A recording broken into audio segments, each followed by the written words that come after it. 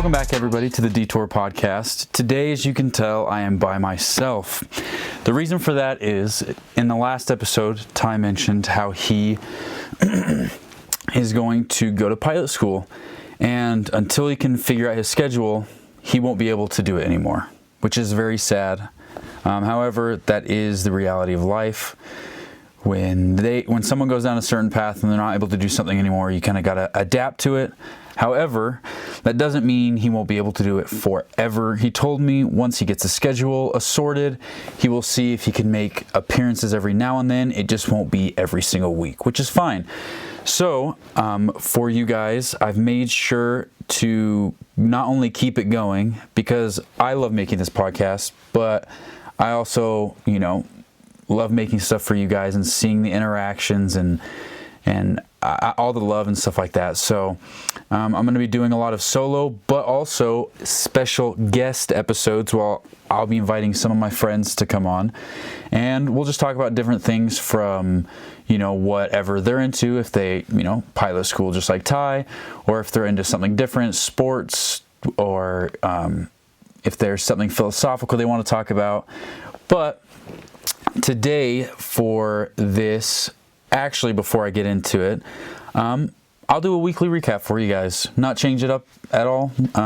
This past week, it's getting closer to me having to move out, so that's a little stressful to kind of figure out where I'm going to be living. But I think I've gotten it. I just kind of got to go in and finalize everything. I did pre-record an episode with one of my friends, which will be available next week. So stay tuned for that, you guys. And another big thing is one of my resolutions was to learn how to play guitar. So I actually went out the other day and I bought myself an acoustic guitar with like a lesson book. And luckily it has videos online to accompany the book as well. So that's very exciting. But other than that, nothing really. Just kind of cracking on with life and thinking about how I'm going to kind of approach this new chapter when it comes to this podcast. Now on to the topic for this week. It's actually very suiting for what happened. So I want to talk about why it's okay, or why we should be doing things by ourselves. I've noticed in the past, I don't like to go to movies unless I'm with friends. I don't like to take myself to eat nice unless I'm like with friends or with Liz. Or I don't like to go on a drive for fun unless I'm with friends or family.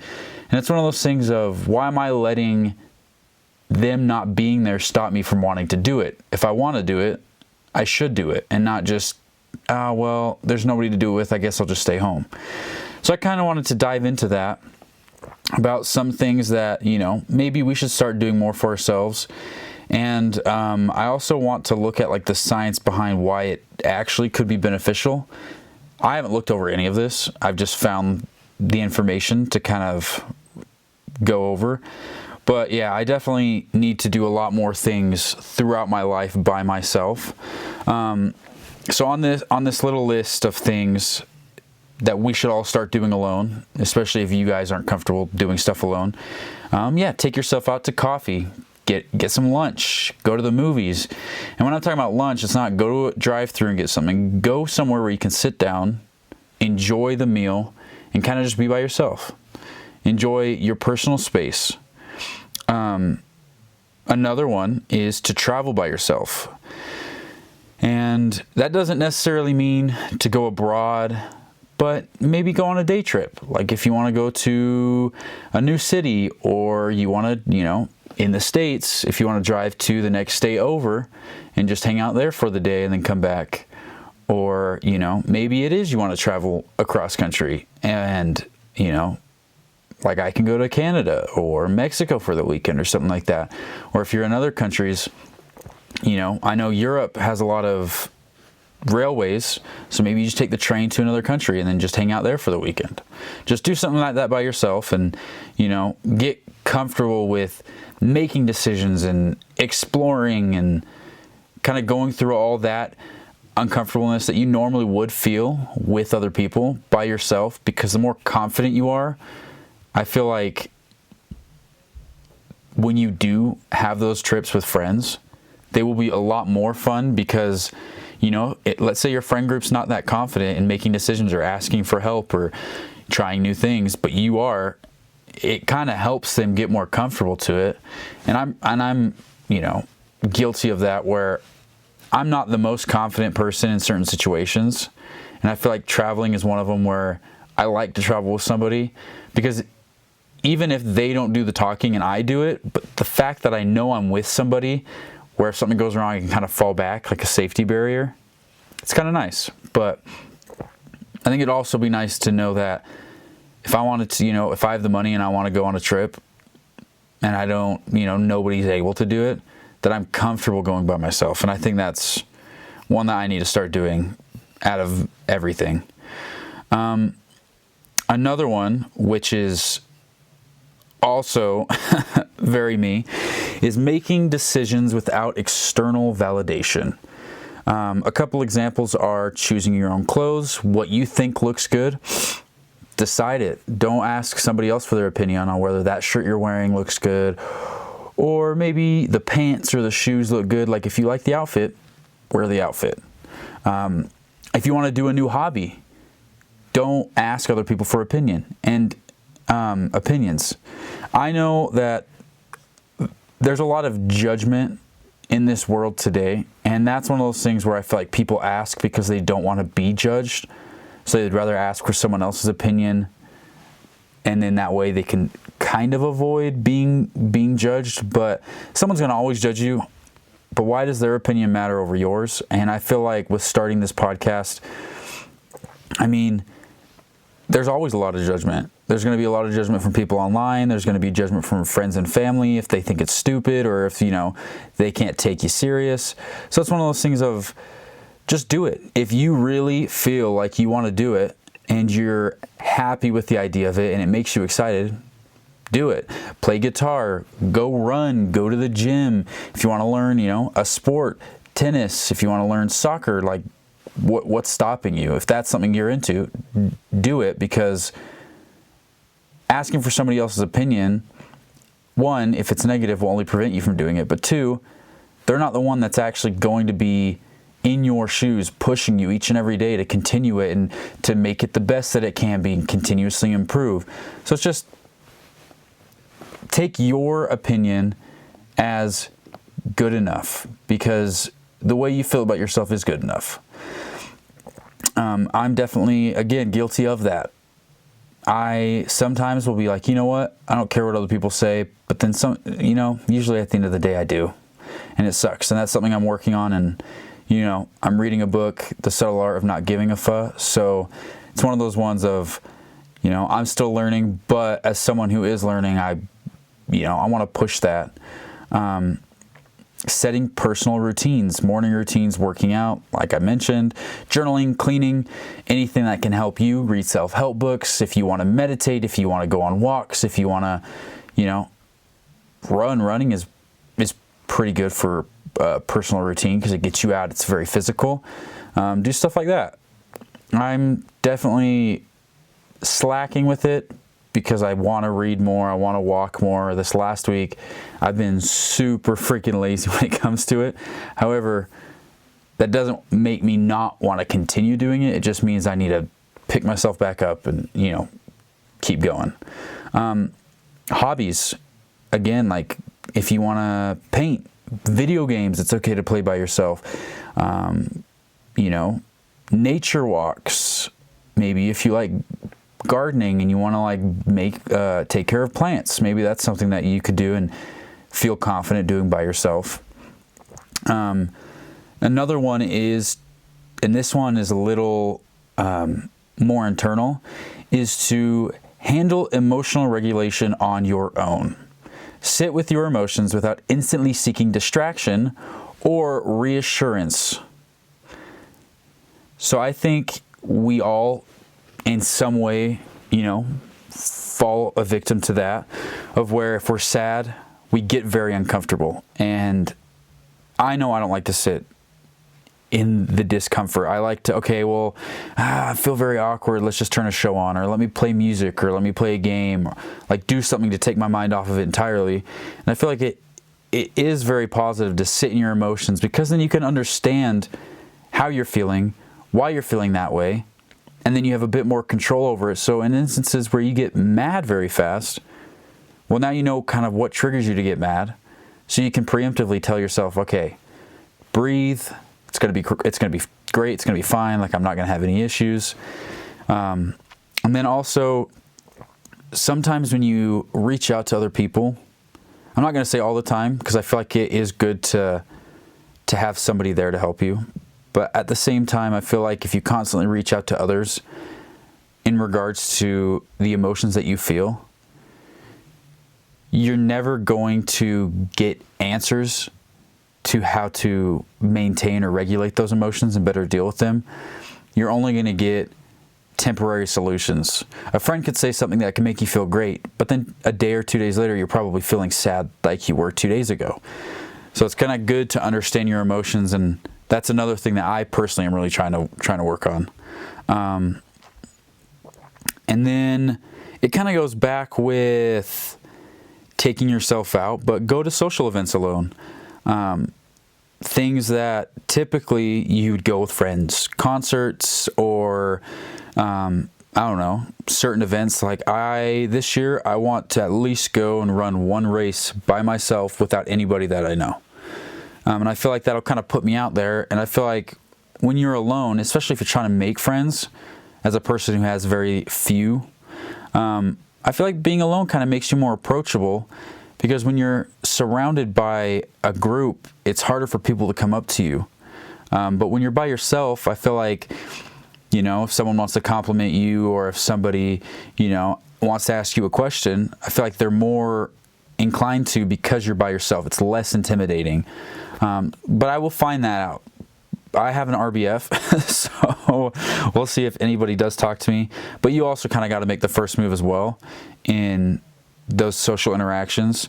But yeah, find something, at least one thing that you can do this year, that you got to go do it by yourself. So I'm going to do a race by myself.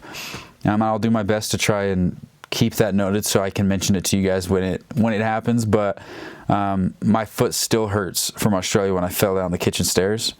And I tried running on, I think it was Tuesday or something last week. Goodness, dude. It tweaked out, hurt so bad, and I haven't ran all week. So we'll see, because this will be, Monday. So we'll see if I'll be able to run tomorrow, but who knows? So there's just some examples of what we can all do alone that'll probably benefit us. Why it is important to be independent. I'm going to just go over a few of these, because obviously, who doesn't want to be more confident in who they are, be independent, be able to do things that they love and enjoy life and just live it to the fullest, right? So the first one that it says on here is independence builds a higher self-esteem, which I feel like is true, because if you rely on nobody but yourself, the confidence in situations is there, because you're like, well, I've done it before. I'm not afraid to talk to people. I'm not afraid to ask for help. I'm not afraid to do this and do that. And I think it really does also build up your personal view. So that's a really good one. Being alone reduces stress and mental overload. That one I also agree with.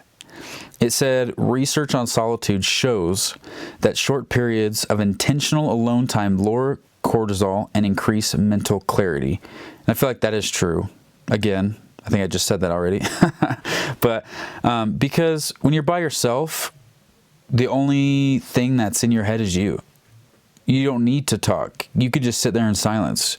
You could turn music on, something. But being by yourself allows your brain to decompress. And when I was younger, I'm not that old, but when I was younger, it was one of those things of, I hated being alone, and I always wanted to hang out with friends, and I always wanted to go out and do things, and I just could not sit by myself. Now, I'm going to be 25 in a couple of months, so I'm still very young, but I enjoy my quality time to myself. I like to just sit in my room and watch a show, or I like to go on a walk with my dog Arlo, or I like to, the gym is one of the places where I love doing it by myself because I can just plug in, tune out, go hard. Or running is also one that I'm working on doing by myself because it really is just like, I could be in my head. I could talk to myself. I could work through situations. I can enjoy the peace and not feel like I have to constantly be talking to someone or even be thinking. I don't need to think at all.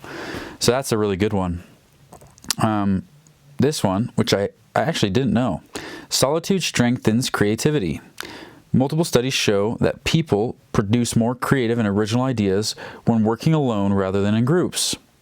And it says solitude reduces conformity pressure. That's actually very interesting.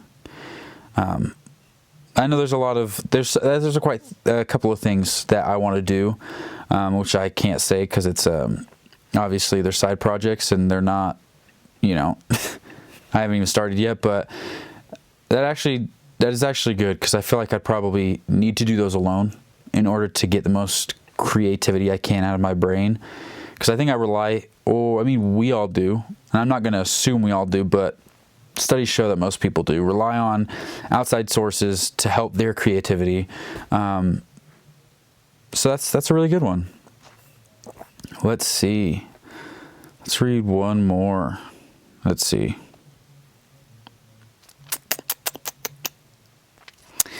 Being comfortable alone reduces fear of rejection. Psychology research shows that fear of being alone fuels toxic relationships and poor decision making. Becoming self-sufficient reduces that fear dramatically. I definitely can see how that works because when people are afraid of being alone, they'll get into any relationship that they can, whether it's romantically or with friends, to fill that void of being alone, despite how, positive of an influence that person is in your life. But yeah, when you're comfortable being alone, I feel like you're more confident in making certain decisions where if someone says no, all right, it is what it is. I mean, it's not like I'm terrified of being alone and I needed you to say yes. So that is very interesting. I could see that in certain instances, and like there's certain, romantic relationships I've had in my life where I feel like I've been too afraid to be alone. So anyone who showed interest in me, I was just like, you know what? You're cute. You're fun to be with. Let's just crack on and, be in a relationship. And then later on, I realized this is actually not working out for me. I thought it would work out for me better, but I am actually like not romantically in this relationship at all, which is terrible. And that's why I'm trying to work on being alone, because I want to be able to make the best decisions that I can. Let's see. Okay. I got a couple more things about it. Why it's okay and actually healthy to do things alone. You won't lose anything by doing things alone. You gain confidence, identity, and freedom. That is true. Humans are not meant to be consistently social. Our brains need downtime to process emotions and information. That is also true. The way I view it is as it's like, I guess you could say your computer, even though it's not necessarily the same. But like, for instance, the Mac, right? This Mac, I've noticed if I don't do like a nice restart just to reboot the system or like power off, there's so many things they're trying to remember, and it ends up actually taking so much storage where I don't have any. But once I do like a nice reset and I just turn it off, the amount of storage that it takes just trying to like collect and hold information while the entire time it's been running, it just clears it right up. So I feel like that's kind of like the same for our brains. Doing things alone proves you're enough on your own. This is one of the strongest predictors of long-term mental well-being. I do like that. Because I feel like sometimes I don't feel like I'm good enough unless somebody says I'm good enough. But being able to be okay and feel like enough on my own, it's good. And then, independence prevents burnout. You're not constantly performing, helping, or accommodating others. I do like that. A lot of people say they get burnout, so they stop doing the thing that they're doing. But maybe it's you just need to distance yourself from everything So then you can kind of regain it, because it's like, oh, I got burnout. Like, I don't enjoy the job that I'm doing. But maybe it's because you're just socially overstimulated, that if you take some time to yourself where your brain can relax and you can relax, and when you go back into work, now I'm more fired up, I'm more motivated than ever. So I feel like it might just be, the next time you feel burnt out, just try to get some alone time. Watch your favorite show, go on a walk, go eat your favorite food, do something that helps you decompress, so there's nobody that, like I said, you're performing for, helping, or accommodating. So then when it goes back to whatever you feel burnt out about, now you can feel like you can give it your all because you had time to decompress and, relax. Yeah. So that's just a few things that I wanted to talk about with this. I mean, let's put down in the comments, you guys, what is one thing that you notice that you want to do or that you should start doing by yourself? Mine is, as I mentioned, I want to run a race, but it's more to get into those social events without friends that I currently have or the family that I have, because then it'll force me to make friends. Because, for instance, I have a few friends, but they're married, so like the time we can hang out and stuff doesn't really exist. I have, my buddy Tanner, he's going to pilot school. I have him, but because of pilot school and everything, the time is limited. And then a lot of my other friends come from Liz. So it's like, I kind of want to make my own friends that aren't associated with anybody. That it's just like, I have my own separate group of friends. And I feel like because I'm an adult, even though I don't feel like an adult, age-wise I am, I feel like, yes, I am alone all the time, and some of it's good, and I don't utilize it the best that I could, but I also want to put myself in situations where I can make friends and, be able to have those connections with new people and to better just understand others. So that's one of my biggest ones. So yeah, let me know what you guys want to do in regards to doing stuff by yourself. And, well, I mean, to be honest, that is really the main thing I wanted to talk about today, is just being okay doing stuff by yourself. And yeah, let me see if I can find any more like good information on it. Let's see. Let me see if I can find books about like doing things by yourself.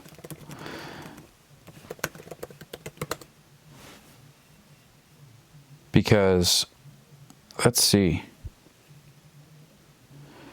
Oh, there's quite a few. Let me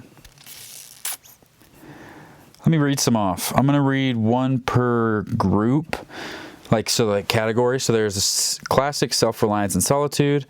Let's just do Self-Reliance by Ralph Waldo Emerson. A classic essay of trusting yourself, thinking independently, and living by your own values rather than seeking approval from others. So there's a good option. Let's see. Let's do The Art of Solitude by Stephen Batchelor. It explores solitude as a mindful, intentional way of living rather than loneliness. So being alone doesn't necessarily mean you're lonely, which is true, because sometimes when I like to be alone, I'm not, I'm just alone. But that doesn't mean I'm lonely. Let's see. Memoir and narrative works on solitude.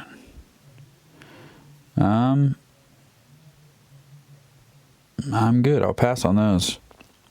But again, The Subtle Art of Not Giving an F, I think that's a good one. That kind of helps with it, because in the book, the premise of what I've read so far is that let's say you have a handful of Fs that you can give a day, right? Let's say it's 10. We distribute that to anything and everything far too often that when it comes to things that we actually should care about, we don't have enough cares to give to that thing. So the book's basically trying to tell you to be mindful of what you're giving your care and your attention to. For instance, if someone cuts you off on the freeway, don't be giving your, yourself, your emotions, your Fs to that specific thing. But just, hey, it happened, whatever, let's brush it off. shake it off, whatever, do whatever you got to do. And then that way that F, and I like to look at it as like, marbles or something like that. So instead of putting one marble to that situation, well, now you have complete control over your emotions. You didn't let that affect you. So then when something positive happens, well, I still have that marble. Let me put it in that care that I actually do care about. Well, now my day's more positive, and you end up having more positive experiences out of things rather than negative, because you're controlling what almost like not demands your attention, but gets your attention, gets the opportunity to have your attention. And it goes through a bunch of different like examples and stuff like that. I highly recommend that book. That's one of those ones that I'm starting to read right now, and I think the last time I actually listened to it, the beginning on Audible, and I took some notes on it. So I want to go through those notes because it's kind of what stood out to me of what was said, and if anything relates to you, more power to you. Let's see.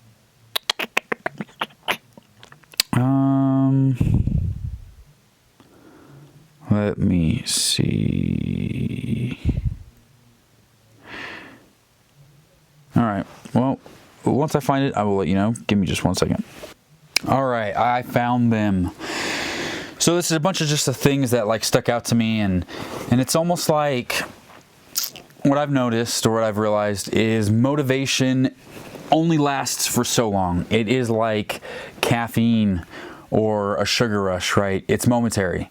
So when you get motivation to do something, it's to get you going. What you need is inspiration and the work ethic and drive to be able to continue to push through that.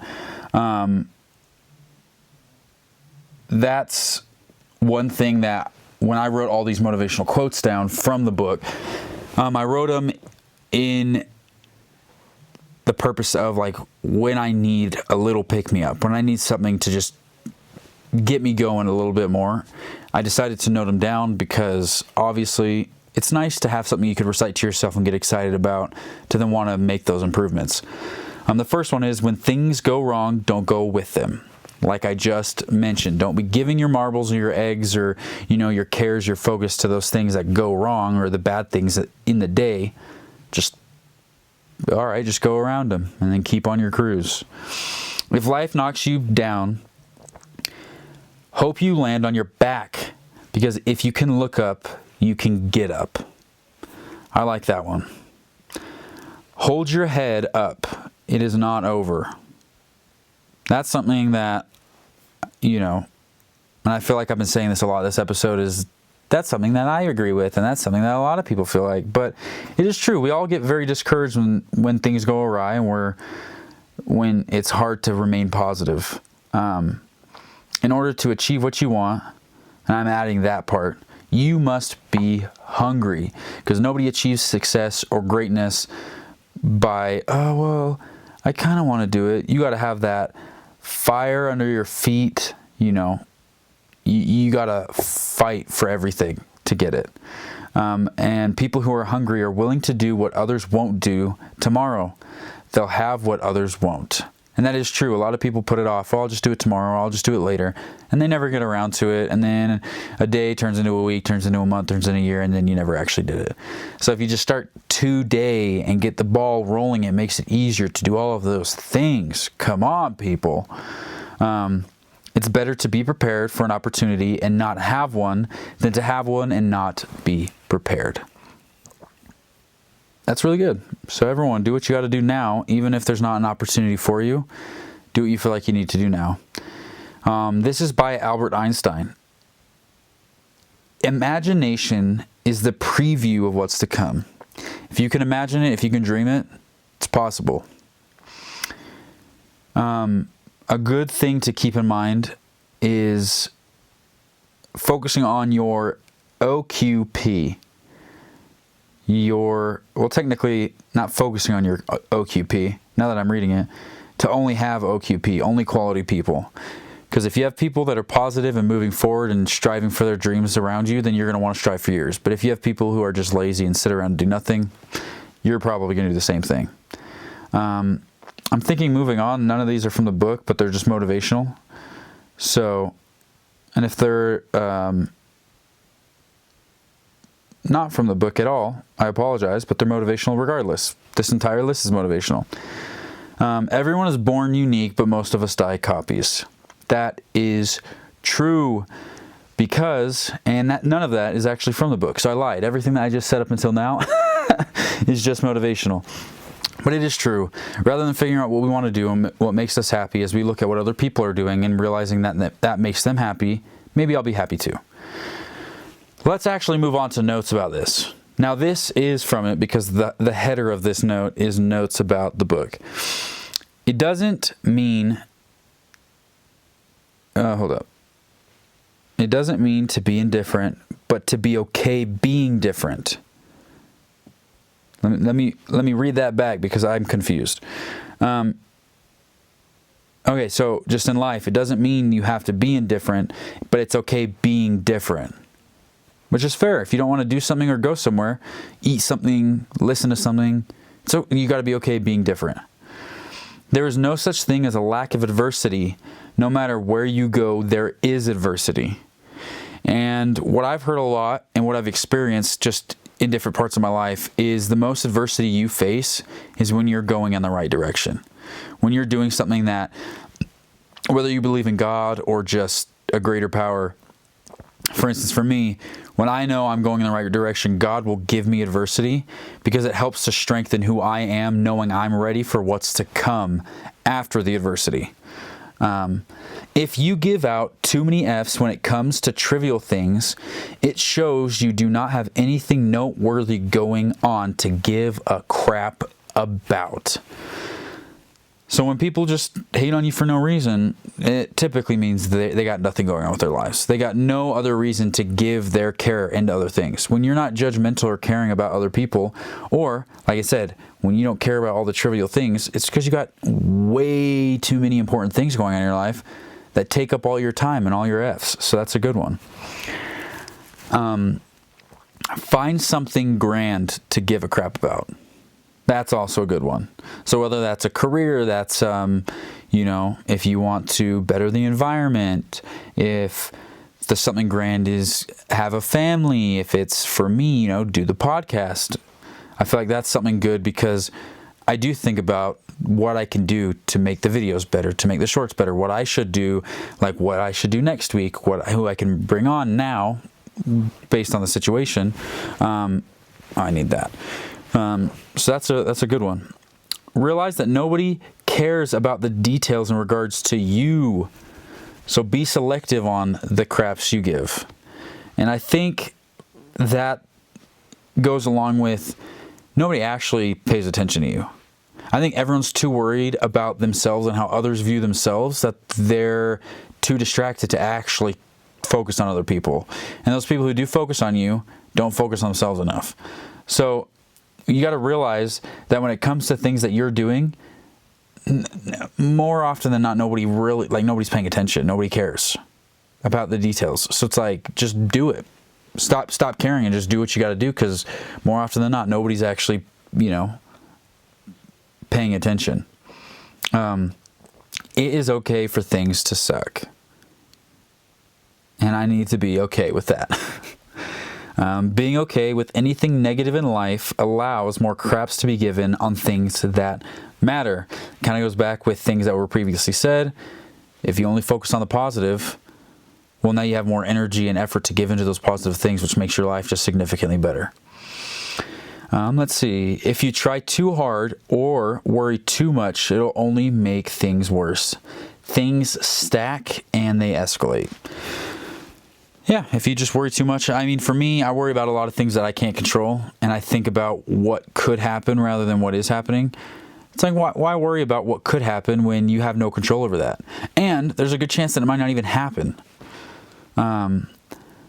Problems don't go away, they just improve. So when people say, I'm just going to get over this problem, that problem will always be there. It's just, now that problem is no longer as troubling as it used to be, and you could potentially turn it into something beneficial for you. There is no such thing as a life without problems, just hope for a life with good problems. Like people say, more money, more problems.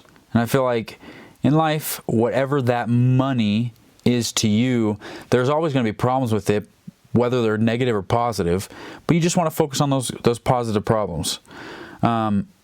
Happiness is a constant work in progress. You know when you go on vacation or do something and you feel really happy, and then you come back to work and it's just bleh? Well, I think we all need to do better at finding the happiness within each and every day, so then every day almost feels like that vacation. And just to add on to that, emotions never last. So the sadness, the anger, the nervousness, the frustration that you feel, unfortunately, the happiness, they never last. So just know that anything that you're going through right now will subside. So try not to focus. I know it is hard. For me, like, negative emotions feel like an eternity. Like I just can't get over them. Like I just recently got over being back from Australia and wanting to be there. And it's just weird, and I don't like try to focus on it as much, but it is hard to get over some of those emotions, especially when it gives you like positive memories. It's just really hard.